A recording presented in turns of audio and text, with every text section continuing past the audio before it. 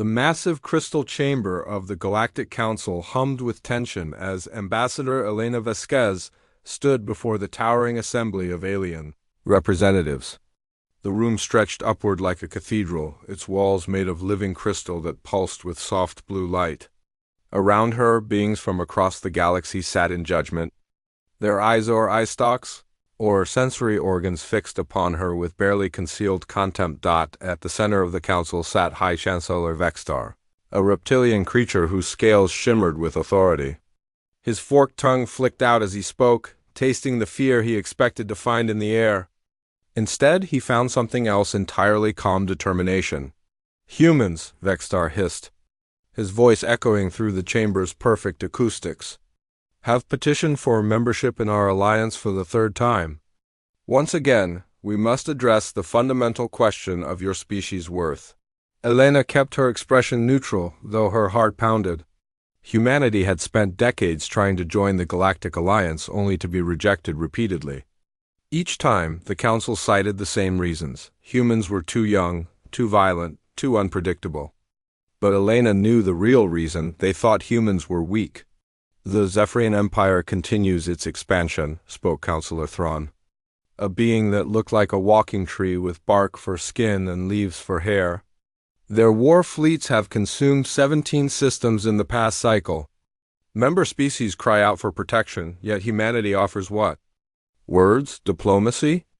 The word dripped from his mouth like poison. Ambassador Krill of the Aquatic Federation, whose transparent body revealed internal organs that pulsed with bioluminescent patterns, added his voice to the chorus.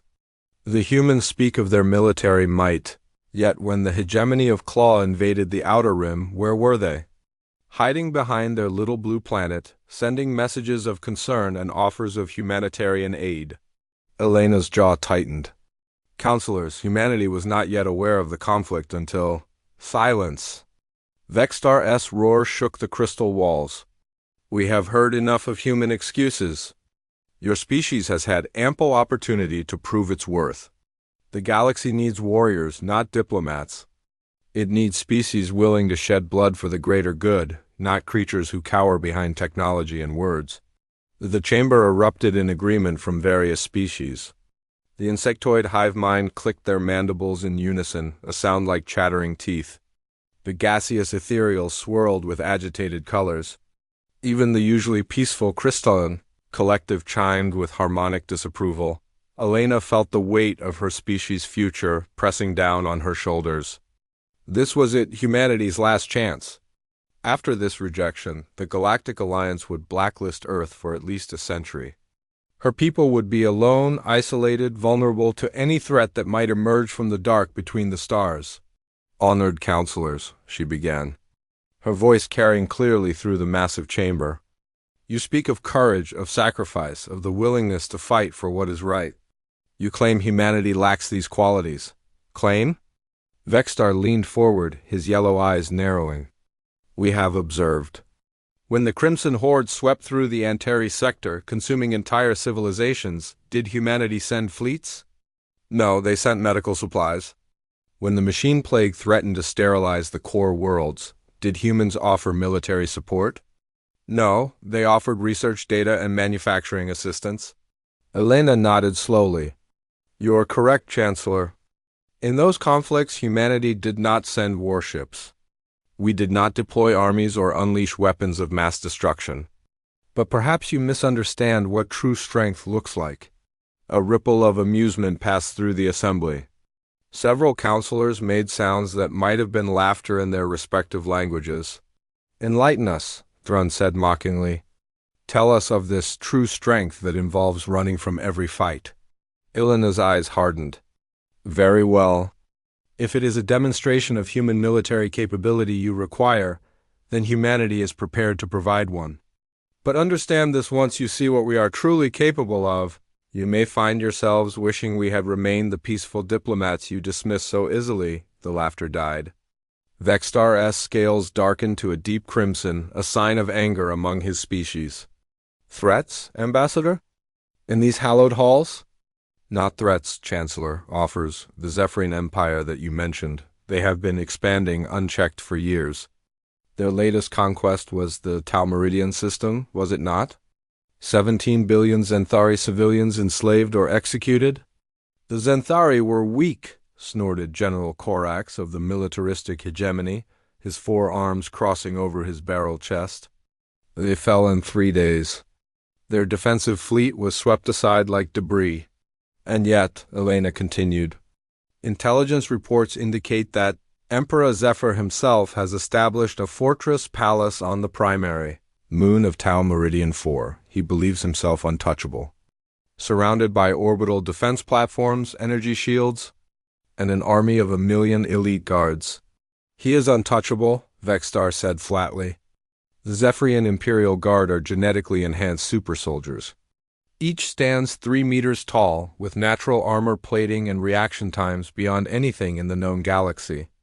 Their fortress is a masterwork of defensive engineering. Elena smiled, a cold expression that made several counselors shift uncomfortably. Chancellor, with your permission, humanity would like to resolve the Zephyrian problem, permanently. The chamber fell silent. Not the silence of attention, but the silence of shock. Even the ever-present hum of the life support system seemed to pause. You jest, Krill gurgled, his bioluminescent organs flashing rapid patterns of disbelief. The combined fleets of 6 Alliance member species could not penetrate Zephyr's defenses. You would send your entire human armada to certain destruction. Not our entire armada, Elena said quietly. Just 1 person.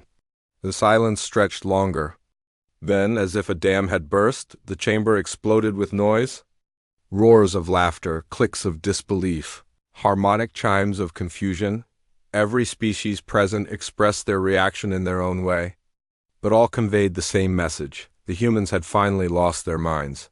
Vexstar raised a clawed hand, and the noise gradually subsided. Ambassador Vasquez, he said slowly, as if speaking to a particularly slow child, are you suggesting that a single human could accomplish what entire battle fleets cannot? I am. This is madness, Ferran rustled, his leaves shaking with what might have been mirth or contempt. The Zephyrian fortress is impregnable. Zephyr surrounds himself with the deadliest warriors in the galaxy. One being, regardless of species, could not even reach the outer perimeter. Elena's smile never wavered. Then you will have no objection to allowing the attempt. After all, if we fail, you lose nothing but 1 delusional human. If we succeed, she let the words hang in the air. If by some impossible miracle you succeed, Vexstar said slowly, what would you expect in return? Full membership in the Galactic Alliance. No probationary period, no restrictions, no conditions beyond the standard treaties and obligations that bind all member species. The Chancellor's laugh was like the hiss of escaping steam. And when this single human of yours dies screaming in a Zephyrian torture chamber, what then? Then humanity withdraws its application permanently and accepts whatever judgment this council sees fit to render upon our species. The counselors exchanged glances.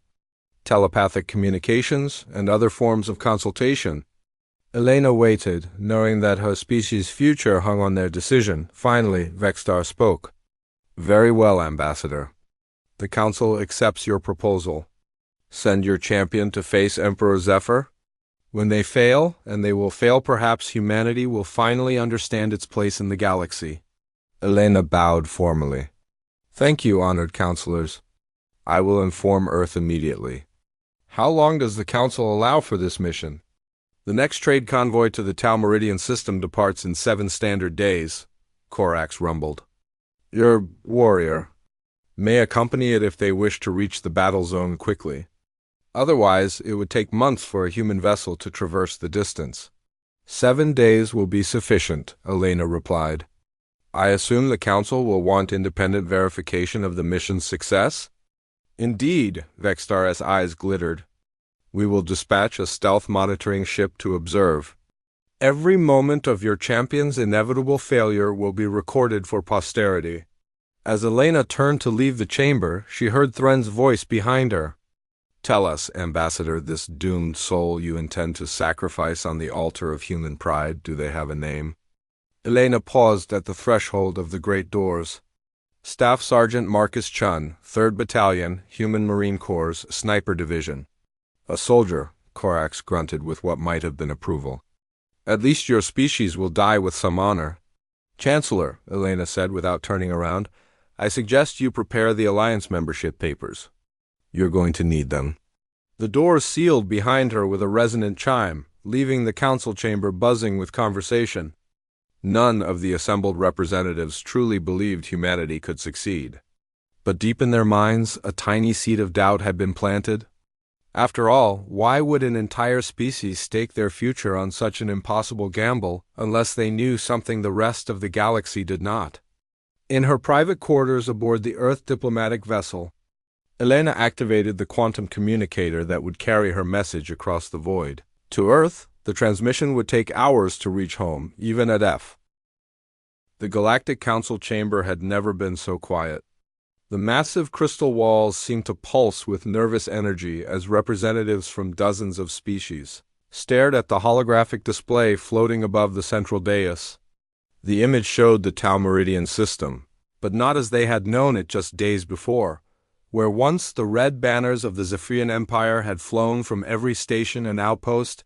Now there was chaos. Ships fled in all directions. Orbital platforms sat dark and abandoned. The mighty Imperial fleet, which had terrorized the galaxy for generations, was scattered across the system like leaves in a storm. Emperor Zephyr was dead. High Chancellor Vexstar's scales had lost their usual shimmer, taking on a dull gray color that indicated deep shock among his species. His forked tongue flicked out repeatedly, tasting the air for threats that his ancient instincts told him must be present. How else could such an impossible thing have happened? The monitoring probe confirmed it, reported Commander Nexus, the Council's intelligence chief. The cybernetic being's mechanical voice carried no emotion, but the lights on his interface panel flickered in patterns that suggested internal conflict. Emperor Zephyr was eliminated at precisely 1432 local time, while standing on his private observation platform. How? The question came from Councillor Thrawn, whose bark-like skin had deepened to an almost black color. The platform was shielded. He was surrounded by his personal guard. Our probe detected no approaching vessels, no energy weapons discharge, no evidence of any attack. The holographic display shifted, zooming in on the fortress palace. The recording showed the observation platform in perfect clarity, Emperor Zephyr standing at its edge, his 4-meter frame imposing even at this distance. His elite guards surrounded him, their enhanced senses scanning for any possible threat. Then, between one frame and the next, the Emperor was simply gone. No flash of energy, no explosion, no visible projectile. One moment a living being stood there, the next there was empty space and a small scorch mark on the platform's deck. Run the analysis again, Vexstar ordered. Though he had seen the same results dozens of times, the display showed trajectory calculations, energy signatures, and probability matrices. Every piece of data led to the same impossible conclusion. The projectile originated from orbital station Tau Meridian Prime, Nexus reported in his emotionless tone. Distance to target, 384,221 kilometers. Projectile velocity, approximately 47% light speed. Impact energy, equivalent to a tactical nuclear warhead concentrated into a point source delivery system. General Korax of the militaristic hegemony raised all 4 of his massive arms in a gesture of confusion. Impossible. No weapon in the galactic database can achieve such parameters. The energy requirements alone would power a battle cruiser for months. And yet, Ambassador Krill gurgled, his transparent body flashing with agitated bioluminescent patterns, the evidence is undeniable. A single projectile, fired from nearly 400,000 kilometers away, eliminated the most heavily defended target in the known galaxy. The chamber erupted into overlapping conversations as species representatives tried to make sense of what they were witnessing. The insectoid hive mind chittered in rapid synchronization, their collective consciousness struggling to process the tactical implications. The gaseous ethereals swirled with colors that had no name, their shared emotions creating atmospheric disturbances through it all. Elena Vasquez sat quietly in the human gallery, watching the alien leaders grapple with a new reality. She had received Marcus Chen's coded message 18 hours ago. Package delivered. Coming home. The simplicity of those 4 words belied the complexity of what had just occurred. Order! Order! Vextar's roar echoed through the crystal chamber, gradually restoring quiet. We must address the immediate consequences.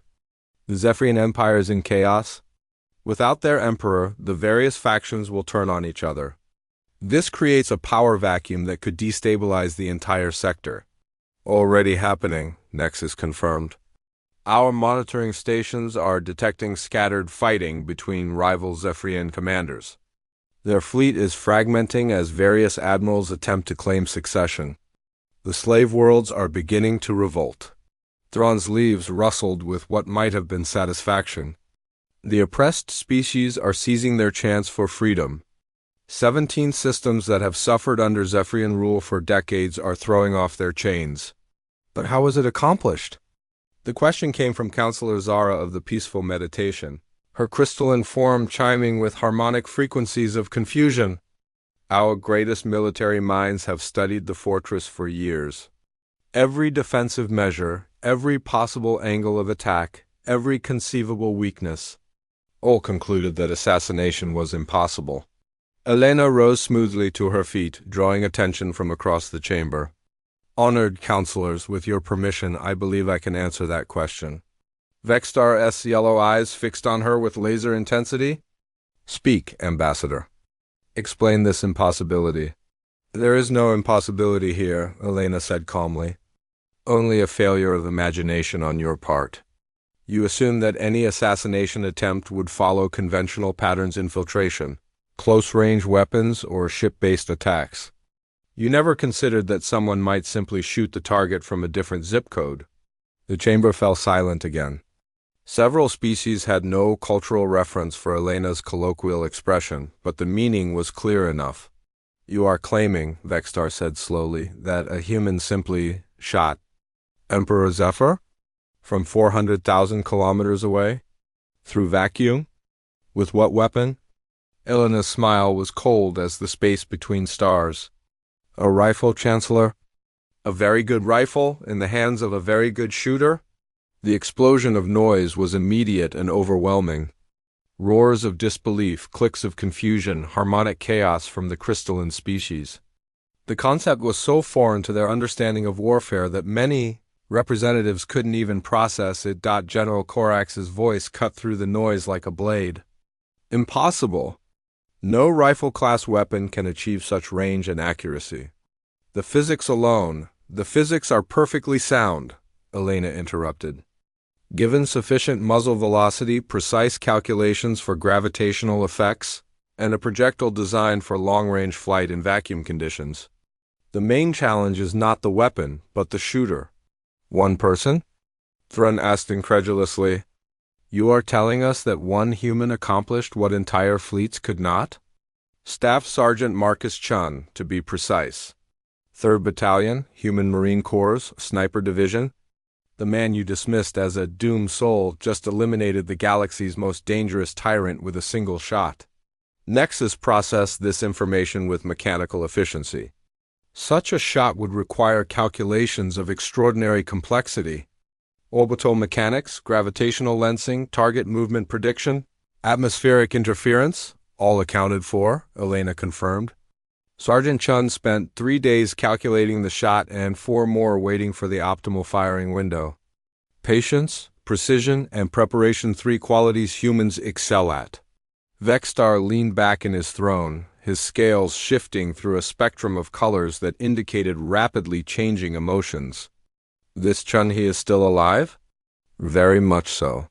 He exfiltrated the system successfully and is currently en route to Earth. The Zephyrians never even knew he was there. The implications were sinking in now, and Elena could see the fear beginning to take hold. If one human could eliminate the most protected individual in the galaxy from an impossible distance, what else might they be capable of? Counselor Drix of the warrior caste spoke up, his voice uncharacteristically subdued. The tactical ramifications are significant. If humans possess such long-range precision capabilities, traditional defensive strategies become obsolete. How many more like this, Chun, do you have? General Korax asked, and Elena heard something new in his voice, respect tinged with wariness. That, Elena replied smoothly, is classified information. But I can tell you that Sergeant Chun is considered competent but not exceptional by human standards. He ranks somewhere in the middle of his unit. This was not entirely true, Marcus. Chun was one of Earth's finest marksmen, but Elena saw no reason to reassure the Council on that point. The chamber buzzed with urgent conversations as representatives conferred with their governments through quantum communicators. Elena could imagine the messages flying across the galaxy. The humans are not what they seemed. Reevaluate threat assessments. Defensive positions may be compromised. After nearly an hour of deliberation, Vextar called for order. The Council recognizes that the parameters of our agreement have been fulfilled. Emperor Zephyr is dead, eliminated by a single human operative as specified. And the terms of our agreement? Elena asked. The Chancellor's pause stretched for nearly a minute. Around the chamber, representatives avoided eye contact with the human ambassador. Finally, Vextar spoke. The Galactic Alliance honors its commitments. Humanity is hereby granted full membership, with all rights and privileges accorded to member species. No probationary period, no restrictions, no conditions beyond standard Alliance obligations. The words came out like they tasted bitter, but they were official and binding. Elena bowed formally. Thank you, Chancellor. Humanity looks forward to our partnership in building a more peaceful galaxy. As she turned to leave, Thren's voice stopped her. Ambassador, The merchant vessel Peaceful Exchange drifted through the black void between stars, its hull scarred from countless journeys through the galaxy's trade routes. To any observer, it appeared to be just another cargo hauler making its scheduled run to the Tau Meridian system. Hidden in its lower cargo bay, Marcus Chen made final preparations for a mission that would determine humanity's place in the galaxy. The past 6 days had been spent in careful planning and equipment preparation. Marcus wore a form-fitting environmental suit designed to mimic the appearance of common spacer gear, nothing that would raise suspicions among the traders and merchants aboard the ship. His rifle had been broken down into components and distributed among seemingly innocent cargo containers. To casual inspection, the parts looked like industrial equipment, mining tools, and scientific instruments. Captain Velo, a 4-armed Centauran trader with blue-gray skin and independently moving eyes, had asked no questions when the human passenger came aboard. The credits Elena Vasquez had transferred for passage were genuine, and in the merchant trade, money talked louder than curiosity. Still, Velo couldn't help but wonder what business a single human had in the war-torn Tau Meridian system. 3 hours until we reach the orbital checkpoint, Velo announced over the ship's communication system. All passengers prepare for inspection. Marcus smiled grimly. The inspection would be thorough. Zephyrian security protocols were notoriously strict, but the aliens would be looking for weapons, armies, fleets of warships.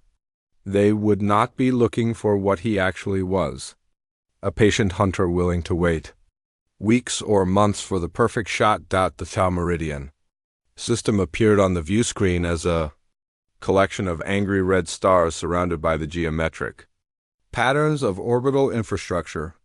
The Zephyrians had built massive space stations, defensive platforms, and shipping yards throughout the system.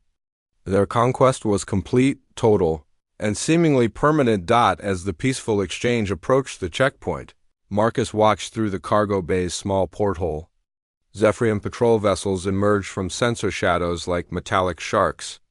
Each ship bristled with weapons and bore the crimson markings of the Imperial fleet. Their design philosophy was simple: overwhelming firepower combined with heavy armor. Subtlety was not a Zephyrian virtue. The lead patrol vessel hailed them. "Merchant ship, identify yourself and prepare for boarding." "This is Captain Velo of the Peaceful Exchange," came the reply.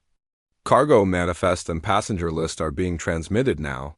Marcus felt the slight vibration as the Zephyrian inspection ship docked with their vessel. Heavy footsteps echoed through the hull as boarding parties spread throughout the merchant ship. The aliens were thorough but predictable, following security protocols designed to catch conventional threats. 3. Zephyrian soldiers entered the cargo bay where Marcus waited. Each stood over 2.5 meters tall, their natural chitinous armor plates overlapping like living tank plating. Their faces were hidden behind tactical masks, but Marcus could see their 6 eyes scanning everything with mechanical precision. Purpose of visit to Tau Meridian? The lead soldier asked in heavily accented Galactic Standard. Mineral survey, Marcus replied, indicating the equipment containers around him. My company believes this system may have untapped deposits in the outer asteroid belt. The soldier's scanner passed over. Marcus's identification documents all perfectly forged by Earth's intelligence services. Survey permit? Marcus handed over another document. The Zephyrians loved bureaucracy almost as much as they loved conquest. Every legitimate activity in their territory required forms, permits, and official stamps. For 20 minutes. The soldiers examined every container, scanned every piece of equipment, and verified every document. Marcus's rifle components were scattered among genuine geological survey tools, computer processors, and atmospheric analyzers. To the soldiers, it all appeared to be exactly what the manifest claimed: boring scientific equipment operated by a boring human scientist. Survey authorized, the lead soldier finally announced. Remain in designated civilian zones. Any deviation will result in immediate detention. After the Zephyrians left, Captain Velo approached Marcus in the cargo bay. I've been trading in this system for 40 years, the Centauran said quietly. Before the invasion, after the conquest, through all the changes. You want some advice? Marcus nodded. Whatever you're really here to do, be careful. The Zephyrians don't just kill you if they catch you doing something unauthorized. They make examples. Public ones. Thank you for the warning, Captain. Velo studied the human's calm expression. You're not a mineral surveyor, are you? Marcus met the alien's gaze steadily. No, I'm not. The Centauran's 4 arms spread in a gesture that might have been resignation or blessing. Then may your ancestors watch over you, human. You'll need their guidance where you're going. 2 hours later, the peaceful exchange docked at Tau Meridian 4's primary orbital station. The facility was a massive structure that had been built by the Xanthari and subsequently conquered and modified by the Zephyrians. What had once been a beautiful fusion of art and engineering was now a functional fortress, bristling with weapons and surveillance equipment. Marcus gathered his equipment and made his way through the station's commercial district. The contrast between the original Xanthari architecture and Zephyrian modifications was stark. Where the Xanthari had built with flowing curves and natural materials, the Zephyrians had added angular metal plating and harsh lighting. It was like watching cancer consume healthy tissue. The civilian population was a mixture of species, all going about their business under the watchful eyes of Zephyrian guards. Marcus noted the positions of security cameras, patrol patterns, and checkpoint locations. His enhanced memory recorded everything for later analysis. He rented a small room in the station's merchant quarter, paying the inflated rates that were common in occupied territories. The room was basically a sleeping alcove, a small work area, and a window that looked out toward the system's 4th planet. More importantly, it was in a section of the station that experienced regular merchant traffic. One more trader among thousands would not attract attention. Over the next 3 days, Marcus assembled his equipment piece by piece. Working only during sleep cycles when the lighting was dimmed, he carefully put together his rifle in the small room. The weapon was a masterpiece of human engineering, part traditional firearm, part railgun, part piece of art. Its barrel was made from materials that didn't officially exist, capable of accelerating projectiles to tremendous velocities with almost no energy signature, but the rifle was only part of the equation. Marcus spent hours studying orbital mechanics charts, gravitational field data, and atmospheric conditions for the planet below. His target was on the surface Emperor, Zephyr's fortress palace on the primary moon of Tau Meridian 4. The distance from the orbital station to the moon was nearly 400,000 kilometers. In atmospheric conditions, it would be impossible. In the vacuum of space, with the right calculations and a perfect understanding of gravitational effects, it was merely the longest shot ever attempted. On the fourth day, Marcus made his move. During the station's morning shift change, when guard rotations created small gaps in surveillance, he made his way to the station's outer observation deck. The area was normally used by tourists and merchants who wanted to view the planet below, but the Zephyrian occupation had reduced visitor traffic to almost nothing. Marcus set up his rifle in an alcove that provided a clear line of sight to the moon while offering protection from casual observation. His calculations had been run and rerun dozens of times. He had accounted for the station's rotation, the moon's orbital motion, gravitational lensing effects from the planet's magnetic field, and even the minute atmospheric leakage from the station's environmental systems. The fortress palace on the moon's surface was visible through the rifle's advanced scope, a massive structure built into the side of a crater wall. Intelligence reports indicated that Emperor Zephyr maintained a private observation tower at the structure's highest point. According to captured communications, the Emperor liked to survey his domain at the same time each day. Standing in the tower's open-air platform while protected by personal energy shields and guarded by his elite warriors, Marcus settled into position and began the hunter's greatest challenge waiting. He had food and water for a week, though he expected to need only a day or two. Patience was the sniper's greatest weapon, more valuable than any technology or enhancement. Through his scope, Marcus could see Zephyrian patrol ships moving in regular patterns around the moon. The fortress itself was a maze of defensive installations, energy barriers, and guard positions. Assault teams would need weeks to penetrate even the outer defenses, if they could manage it at all. But Marcus wasn't an assault team. He was something the Zephyrians had never encountered before, a human hunter with technology they didn't understand and patience they couldn't comprehend. Hours passed. Marcus remained motionless, his enhanced physiology allowing him to maintain position without fatigue. His breathing was controlled, his heart rate steady, his mind focused on a single point 400,000 kilometers away. Through the scope, he watched the fortress's routine unfold with mechanical precision. At 14:30 local time, a figure appeared.